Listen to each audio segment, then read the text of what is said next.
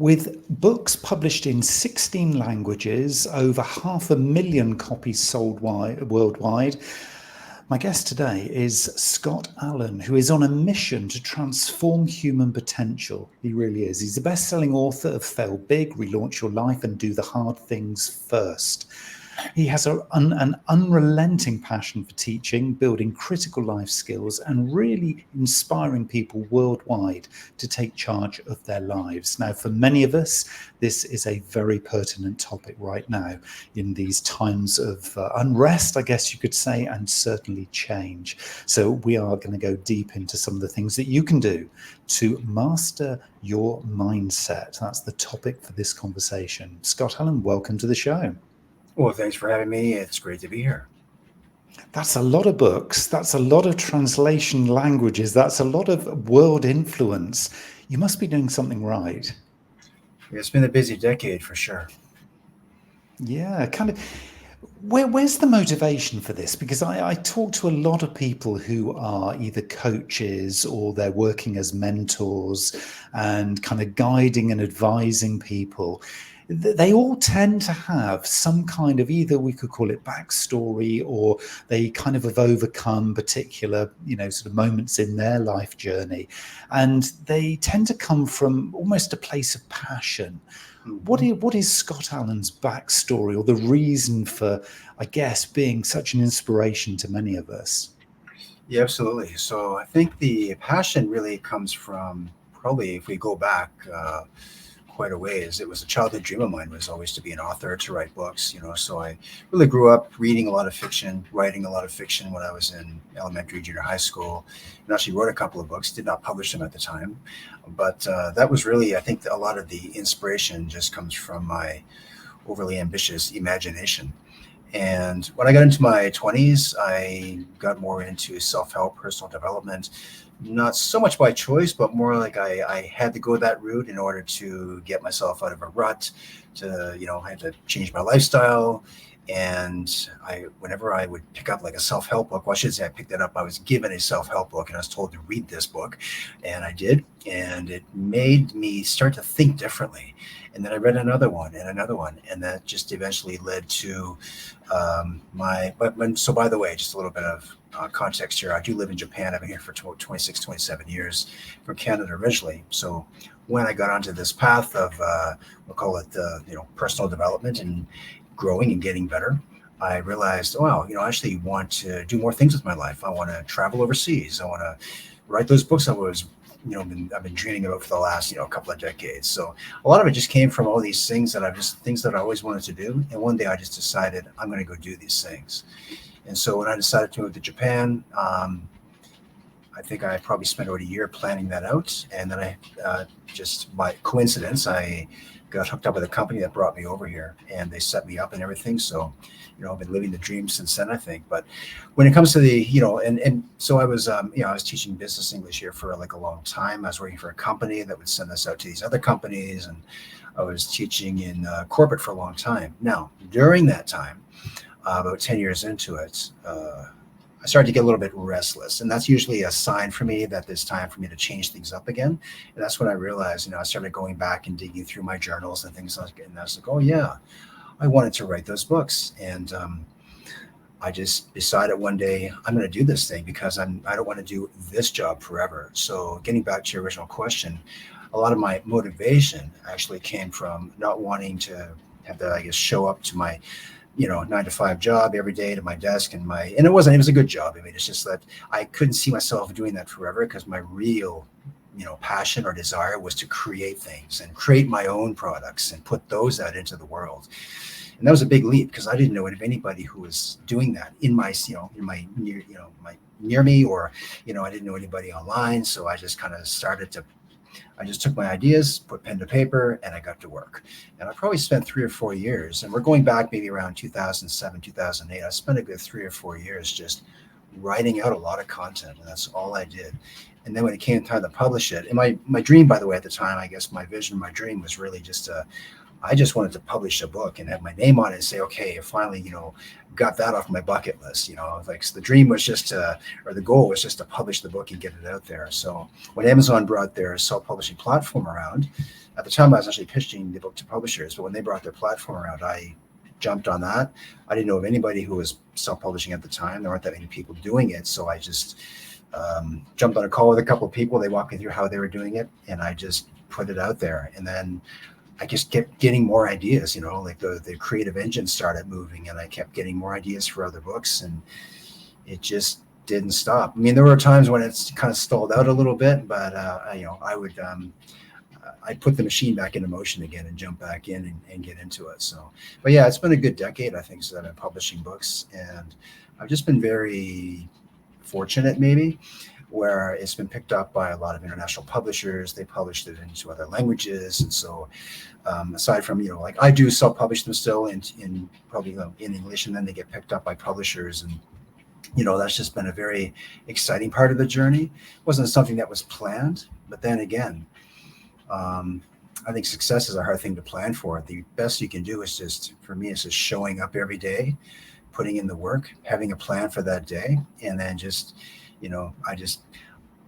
I'll map out my plan for the day, for the week, for the month, and I just keep moving towards the bigger vision, the goal. So I guess we're going to come on to that bigger vision and the importance of that in, I guess, setting the scene or setting the sat nav in lots of ways for your mindset. I want to kind of get to that point, but I'm curious about this pivot, if we could call it that you did from the original kind of version, if you like, or the original sort of incarnation of Scott Allan to kind of what you're doing now.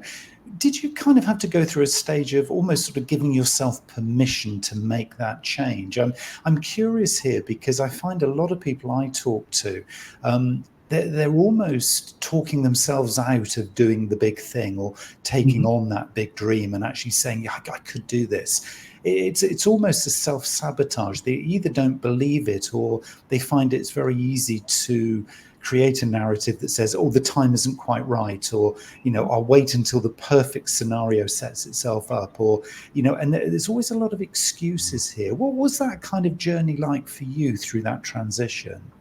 Yeah, absolutely. No, that's a great question. So there was always resistance to that. So let's just start with the big vision, going back to the transition when I went from teaching in corporate here in Japan to becoming an author eventually. I went through years of actually, there was always self-doubt. There was, there's that uncertainty, what if I spend years on this thing and I don't actually make it, or I don't publish my book or it doesn't sell. To be honest, I wasn't even thinking about selling it.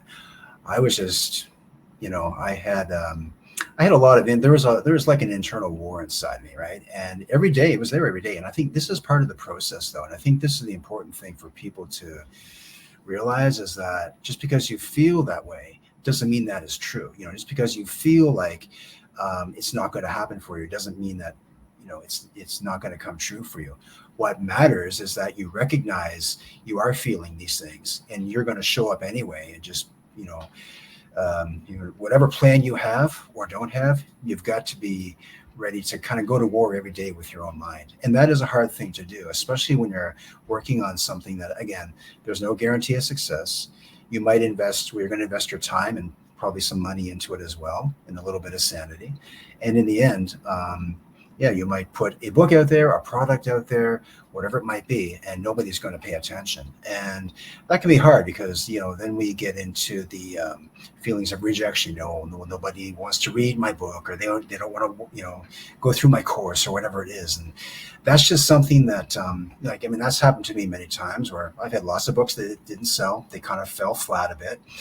But I was always, I always believed that if I just keep pushing forward a little bit more, maybe I'll get a little bit luckier, right? And so, you've probably heard before that, the harder you work, the luckier you get. And I think there's some truth to that.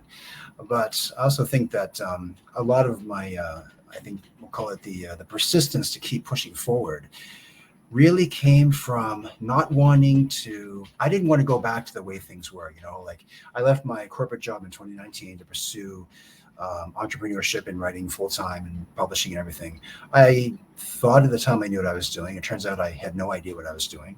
Now I have some idea what I'm doing, but there was a lot of figuring stuff out, right?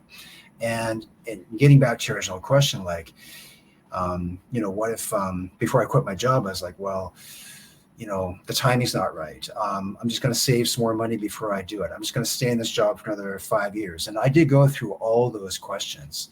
I realized that, I think actually a mentor of mine said, time's not forever. You only have a limited amount of time. You think you're going to live to your 70 or 80, and you don't know that. So you could continue in your day job. And then, and by the way, I was doing like mornings and nights because I was building my publishing business while I was in my full-time job, right? So I was balancing like probably 3 different jobs because I was doing coaching, writing, my day job and all this. So sleep is important, and I wasn't getting very much of it, and that went on for quite a few years. So when I decided to leave my job, it was actually an easy decision for me because one day I just realized I don't want this anymore. And I just put in my resignation. That was it. And I just kind of burned my boats and I jumped in the water. I know that's not the way everybody's going to do it. And I'm not suggesting that they do. But, I had to come to the reality like, well, if I really want to go all in on this thing, then I'm going to go all in on this thing. And I'm just going to start swimming really hard, And look, I mean, I'm not like, I'm not the, David Goggins or anything. I'm not like I don't have the probably the stamina to run a marathon and a half in a day. But I knew that if I could give myself stick this out for the long term, I was pretty confident that I could make it. And don't get me wrong, I mean, one day I was confident, other days I wasn't. And there really are these waves that I still go through those like to this day where I feel like it might really like, let's just say I'm working on a new project or a new product. And sometimes I like to work on things that people have not really proven that it is actually going to work, So maybe that's the entrepreneur in me really wants to keep challenging these things.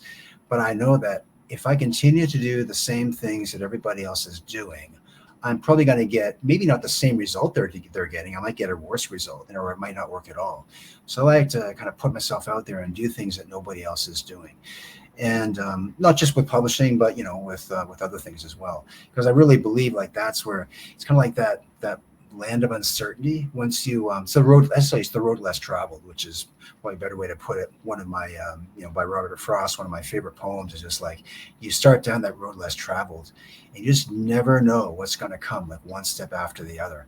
And I think that when you're building a business or really putting yourself out there, there is some risk involved for sure. But then again, there's a lot of risk in staying where you are, and I kind of looked at those two and I thought, okay, well, why take the risk? Why throw it all out into the wind and just, start to build this thing where there's no guarantees and all this and that. And of course, your mind starts to play the, you got the negative thoughts that come in, the self-doubt and everything. But all that aside, you realize, well, I'm also in control of my own mindset. I can build my mind, and that was one of the biggest revelations for me is like, my thoughts weren't just showing up randomly. I mean, they appear that way. But when you actually slow yourself down and meditate and do all those things that you should be doing and trying to stay in the moment, I get a lot of clarity. And I've had a lot of clarity from those moments where I realize, wow, I'm actually not only am I in control of my destiny, I'm actually building it day by day. And I don't mean like building a legacy, and I'm not really into like legacy building and all that, but building your destiny day by day, to me, that's just really exciting, because the other alternative is just to go back to, the Scott who was maybe 5 years ago or 10 years ago. And I love progress. I mean, I follow Tony Robbins' advice, whereas like, maybe he got this from Jim Rohn, I don't know, but, he said that the only measure of success is progress, so I love that. And I just live by that philosophy. So anyway, I think a lot of my, call it ambition or motivation or passion just comes from, I want to, it's not just achieving a goal, but it's getting to a place where in my life where I can go, wow, like there was a time in my life I didn't think this was possible. And then you can look back and go, wow, I just proved to myself that it is, and now I can teach other people how to do this. Now other people can follow your path and they will probably get a different result, but at least they're going to be taking action towards something. And I think that's the thing that I like to teach people is like, I can give you my blueprint, but you're going to probably get a different result from this. And you might end up with even better result too, which is great. I mean, I'd love it if I could teach somebody everything I knew and they actually ended up creating something way bigger, like that would just be great. But that's the whole thing, is like, like taking action. I know we hear this a lot in the space. You got to take massive action. And I don't know about massive action, but I think just taking little action, like one step at a time, is better than staying still, staying stuck, and 10, 20, 30 years goes by, and then, you're at the end of your days and you look back with regret and you go, yeah, I wish I'd done that thing. And a lot of my motivation actually comes from, that's what I call the anti-vision. It's like when you get to the end of your days and you realize you have a lot of regret because of all the things you didn't do. Like, I think about that, right? And that's what motivates me, because I don't want to be on that side of the fence. I'm sure we'll all get to the end of our life, and there'll be a few things will be, like, oh, I wish I'd done this differently, or I wish I, had maybe, built that business or whatever. But I just want to be able to get to the end of it and go, I gave it my best shot, and and I created something from this, so whatever that means. I mean, who knows? The journey is still continuing, but that's the thing, is I think that's what lights me up every day when I show up to do this. It's just it's a great journey. So. Am I right in picking up, just listening to you talk there, Scott, is that it is actually, we've got to be very careful about this whole, I guess, measure of success, because I think a lot of people, when they're thinking about mastering mindset and, making progress as you describe it, often here's a question. I shouldn't make an assumption here, but is the question, are they getting almost blinded by the end result, or at least the perceived end result, and missing out on the journey? Because the way you describe it is that every one of those little steps or big steps is actually the progress that you're looking for, rather than this probably quite contrived end result. Because, if I was to say to you, Scott, okay, if you wanted to get to, the first 1 million book sales, is that as important as actually writing the next book? And I'm sure you would probably say, no, it's getting that next book out of me. It's that journey for that next book. If it results in another 500,000 sales, then great. But if it doesn't, I've got that next book out. Am I kind of listening and hearing this right? Because it feels like every little step of progress is almost more valuable than any kind of contrived end destination or measure of success. Yeah, no, it is. Yeah, that's great. Exactly. So, you hit a good point there. I think having a goal is a good thing, but the thing about goals is that we're never really finished with them, right? So let's say my goal is to sell 1 million books. And when I get to that, it's like, well, life doesn't end. It's not like, okay, that's it, I'm out of here. I've sold my books. No, I'm going to be looking for, what's, the next 1 million books, right? And really, like, what does that mean too? Like, and I think that's like, we can equate this to whether it's, I want to reach $1 million, I want to sell 1 million books, whatever it is. It's like, once you achieve that goal, because I believe that if I set that goal, I will achieve it. I'm actually looking ahead and I'm going, okay, well, once I make that $10 million, well, what then? I'm going to have a lot more money, but what does that mean in terms of my self-evolution, my growth, And because here's the thing, is like, whether you sell a certain number of a product or you make a lot of money, it doesn't really have a lot to do with, like, you as a person, right? And I think that's when sometimes people come into a lot of money, for example, and soon they're bankrupt or they go broke. And it's like, because money doesn't actually change you. Money in and of itself doesn't change you.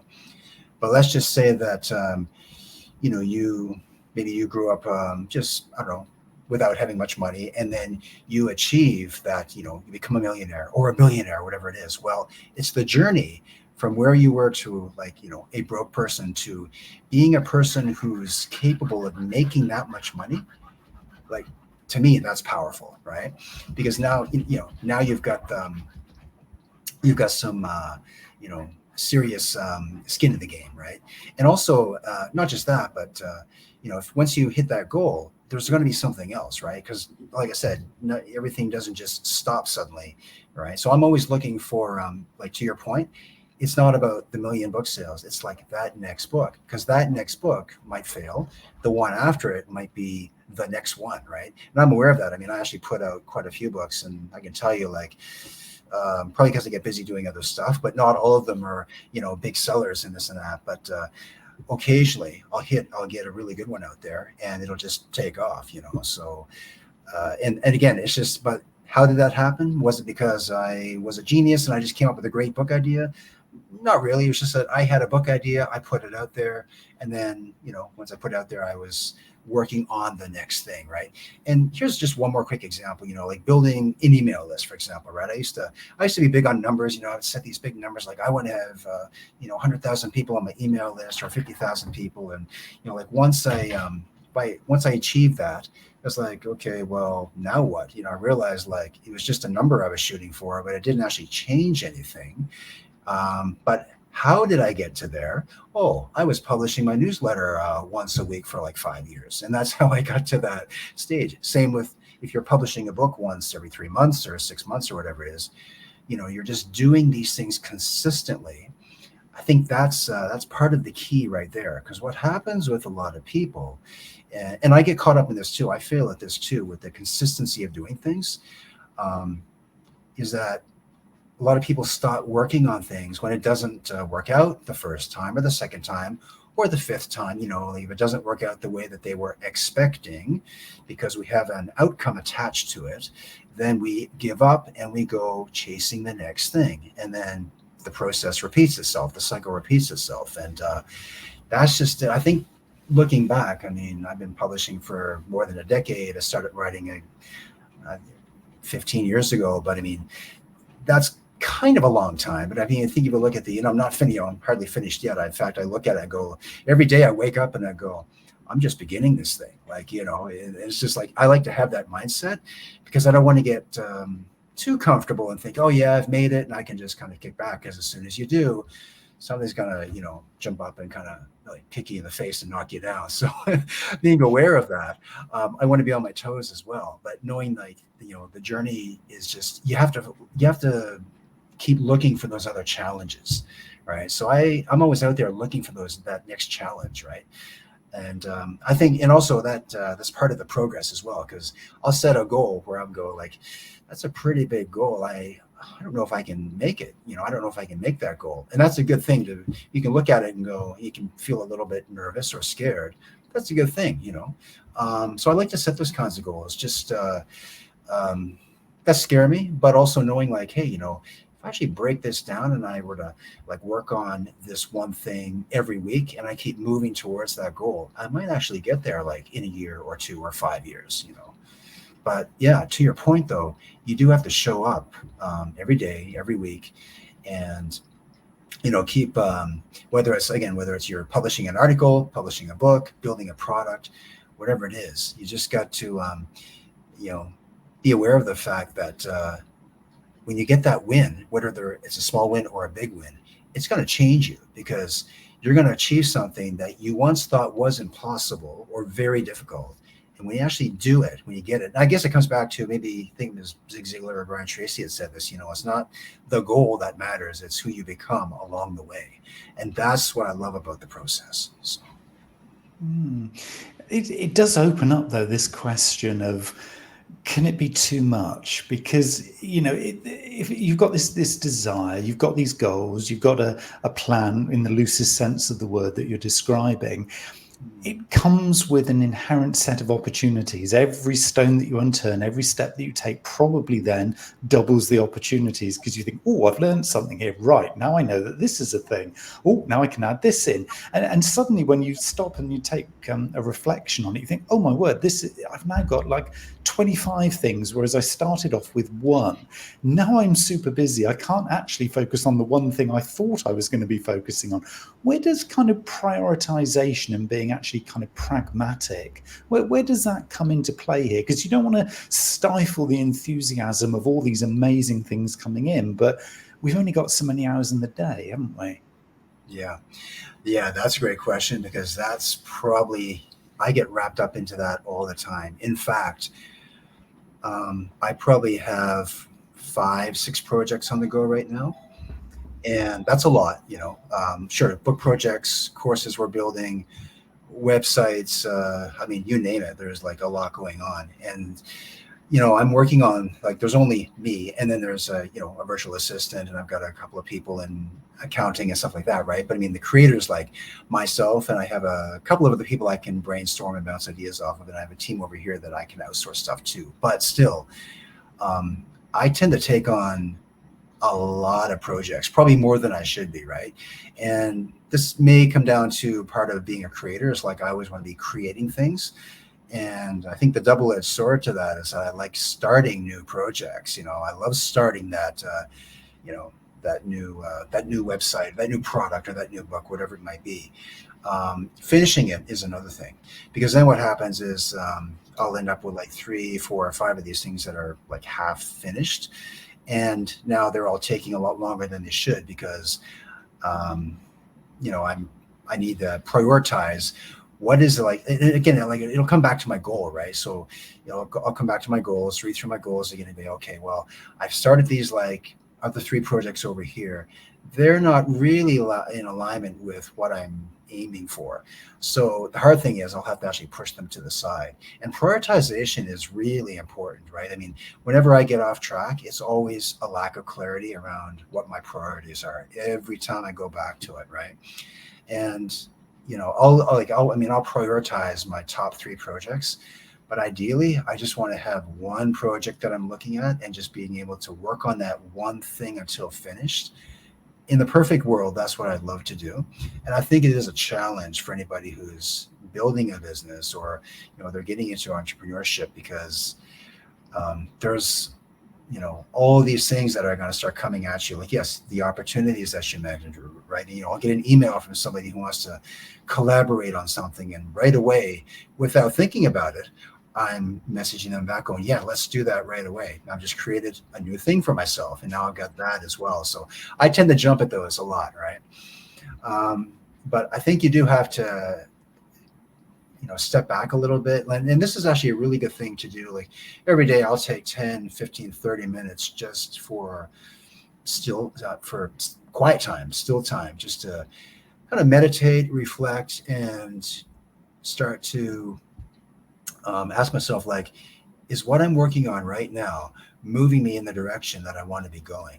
And what I realized is, like, 60 or 70% of the things that I was spending time on, whether it was yesterday or last week or even today, weren't really that important.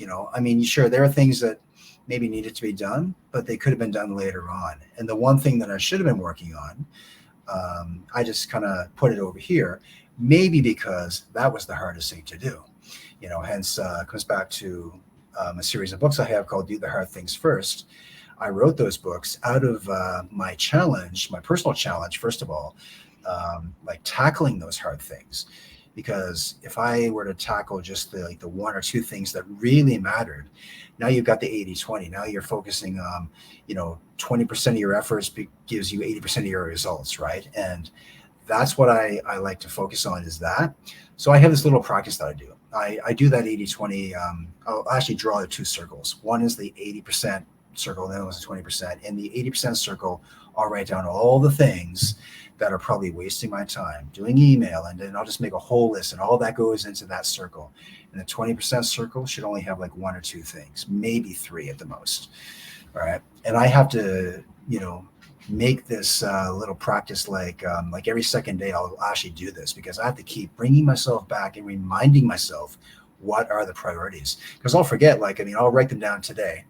Tomorrow I'll jump back into my projects and back into my work, and just, for me, it's like feet hit the ground and I'm just running with it. And sometimes I'm just running with the first thing that comes into my brain, and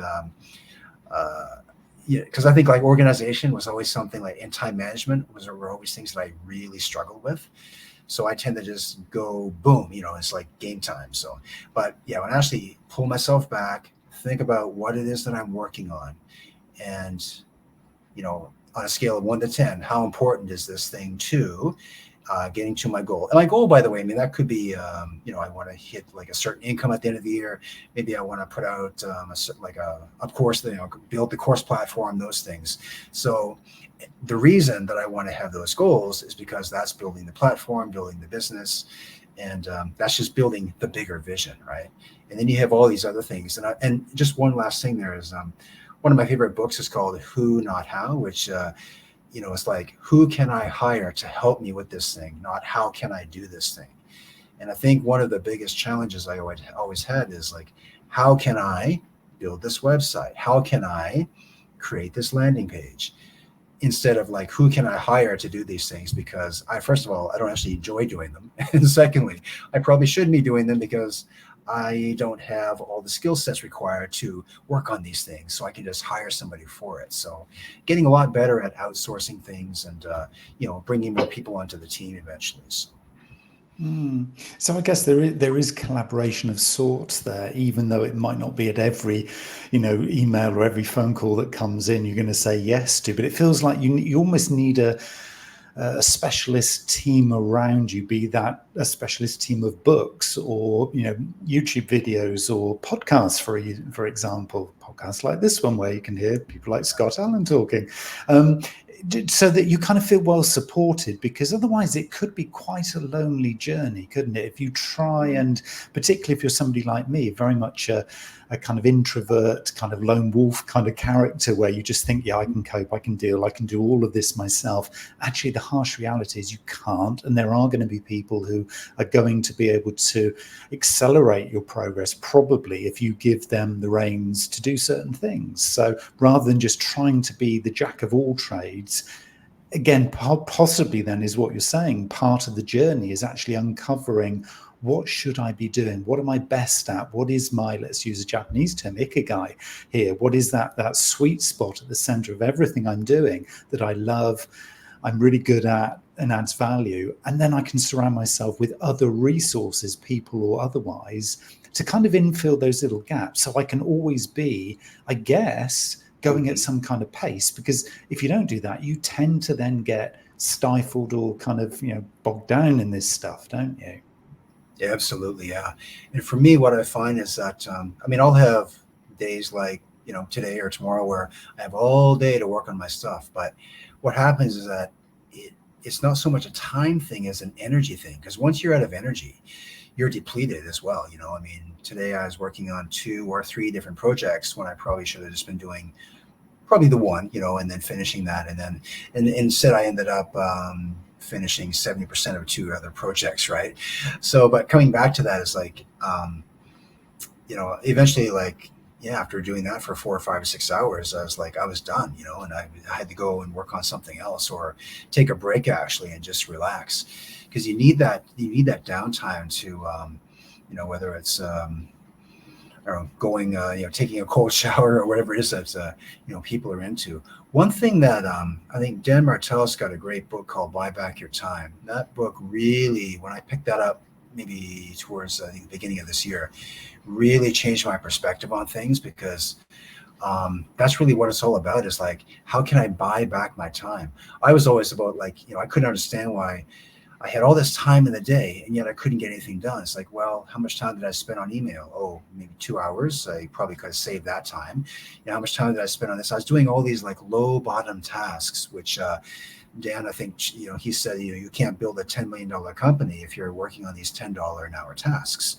And I realized, like, coming back to that 80-20, the 2 circles, most of my time was, being spent in this, the 80% circle, where it's like all those things that were killing my time and stealing that. And I'm the one who was, buying into it. Right.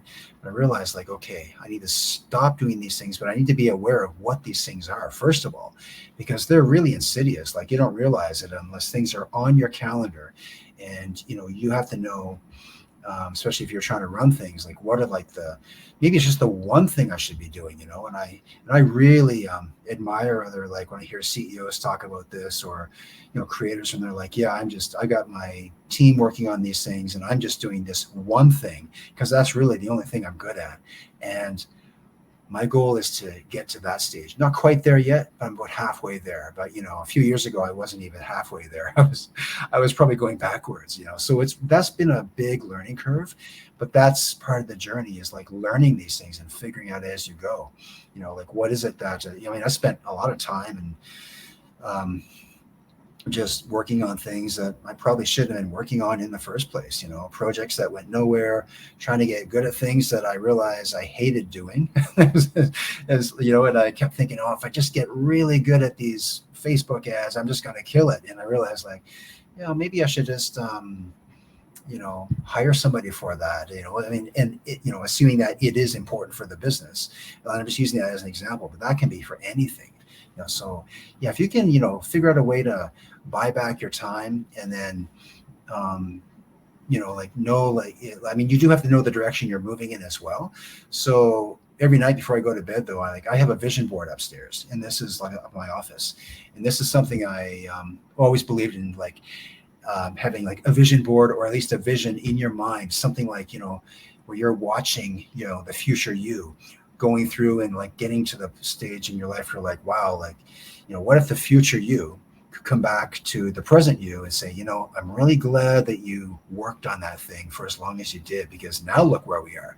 I kind of, you hear about people who, they visualize going back to their past selves and having that conversation with their child, and like what they were living like when they were kids. And I like that idea, but I actually like the idea of my future self coming back to me now and going, I'm really glad that you were working on this thing, because like, whether you knew it or not, like 10 years from now, you achieved that big dream. And so I kind of like to think of things that way. I'm a big visionary. And when I take that vision, when I have that vision, I'll create a vision board for it as well. And, you can do a mind map, vision board. I mean, you can do journaling, whatever it is, whatever it takes for you to get that out of your head onto paper. Then, be very clear about what it is that you want. Because without the clarity, you're not going to know what the action steps are either. So get the clarity, and then you can just make a list of all the steps you need to take, just little steps, it can be anything, but that's just something that I find, like, having that list. And it's not a big to-do list either. It could just be a list of all the things that you think you might need to do in order to get there. And then you can just, like, pick away at one or two things a day. And that's really, that's what like, a lot of my process is really that. Just, I know that I'm going in this direction. So I just need to know, okay, what are the steps I need to take today and this week and this month? And I'll just reverse engineer everything. So it is a process, though. I mean, you do have to practice it. It wasn't something that came naturally to me. I just learned. I spend a lot of, like, probably an hour, maybe 2 hours a day watching podcast interviews about people who are talking about things like money, how to be more productive, and the process for building a business. So, because that's really where, like, to your point, Bo, I mean, I'm very much an isolated lone wolf as well. So my partner, like, she can go out, she can network with people, and she can meet all doing all these things, and I'm kind of like in my corner trying to figuring things out. So I don't know, it's not a bad thing. I mean, it's just everybody has to, that's just the way that I work. But I think it's good to surround yourself, and if you can't surround yourself physically with like those 5 or 10 influencers that you want to be spending your time with, at least you can read their books, watch their interviews, things like that. So I'm always just immersing myself in that world.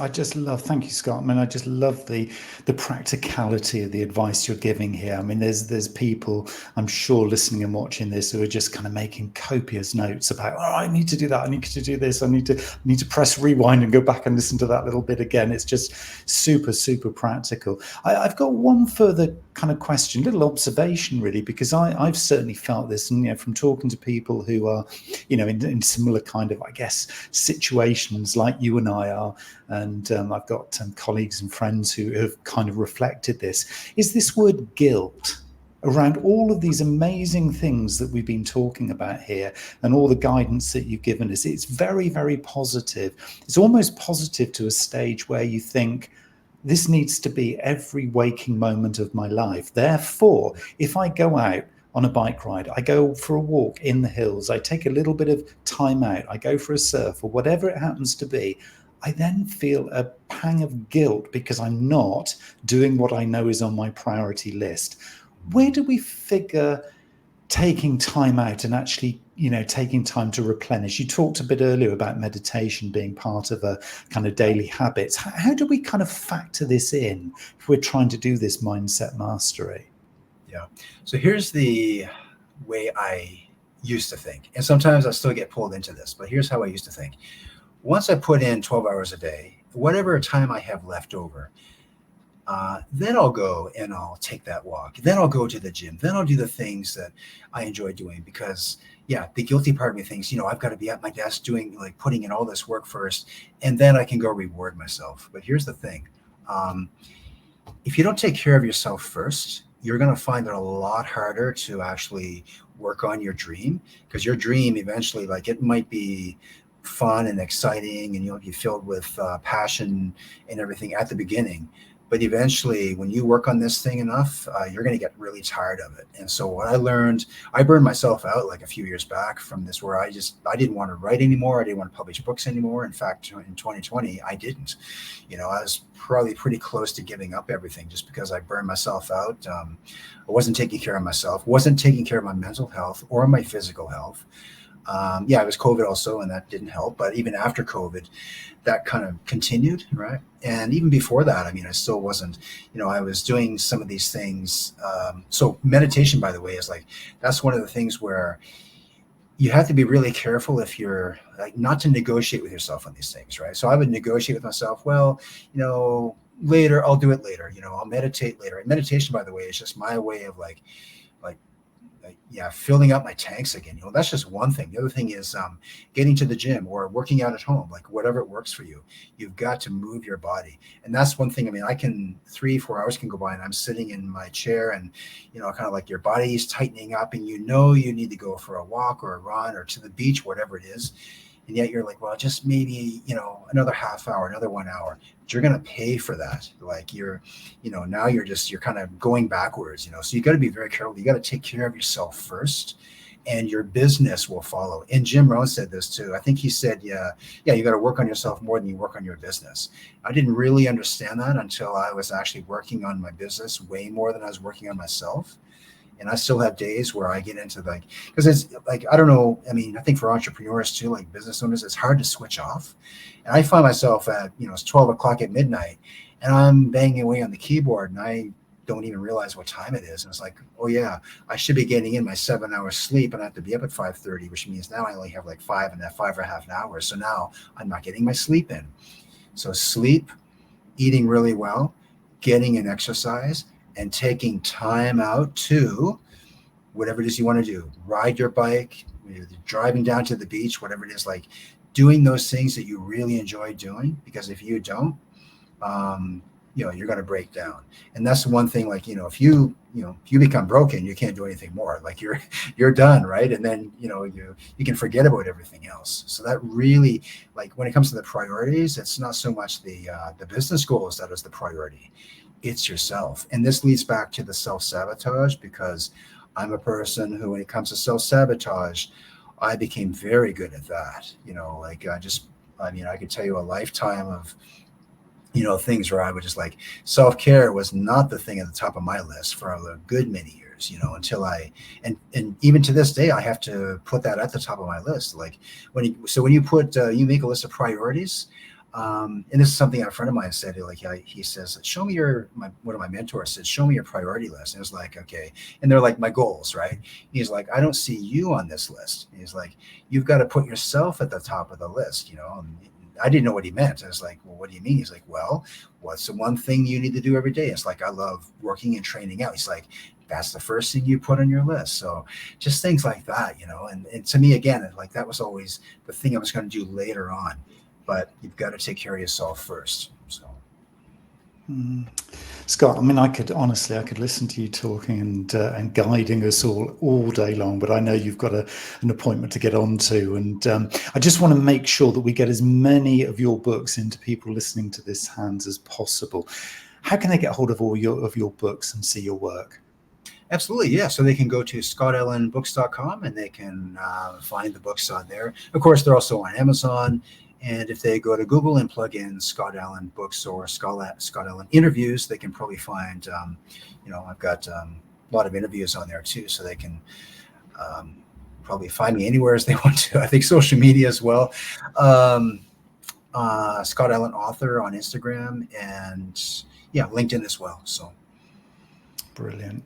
Really, really appreciate your wise guidance today for all of us. And I think I know exactly what I'm going to do now is I'm going to dust off that bike and get out there, because the other priorities can wait. And I'm sure for everybody, that's very sage advice too. Scott, thank you again for your time.